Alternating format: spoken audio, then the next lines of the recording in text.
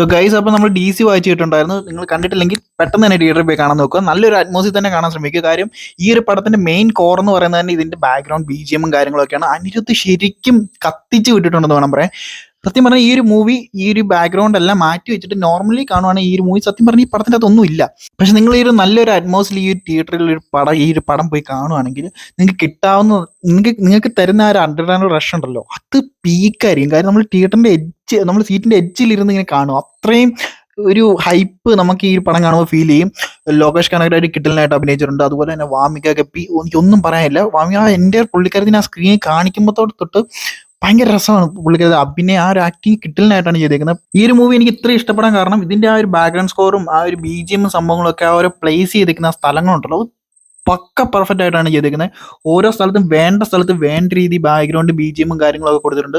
പിന്നെ ക്ലൈമാക്സിലേക്ക് വരുമ്പോഴത്തേക്കും നമ്മുടെ അനിരുദ്ധിന്റെ മറ്റേ റേഞ്ച് ഓഫ് രാഗ ആ ഒരു സംഭവം എടുത്തിരുമ്പോഴത്തേക്കും എൻ്റെ തിയേറ്റർ ഒരു രക്ഷയില്ലാത്തൊരു ഫീലായിരുന്നു. സോ ഞാൻ ഈ ഒരു വർഷം കണ്ടേ വെച്ച് എനിക്ക് ഏറ്റവും ഇഷ്ടപ്പെട്ട one of the best Indian movie എന്ന് എനിക്ക് പറയാൻ പറ്റും. കാര്യം അത്രയും കിടലിനായിട്ടൊരു തിയേറ്റർ എക്സ്പീരിയൻസ് ഈ ഒരു പടം തന്നിട്ടുണ്ട്. സോ തിയേറ്ററിൽ തന്നെ പോയി കാണാൻ ശ്രമിക്കുക, മിസ് ചെയ്യാണ്ടിരിക്കുക.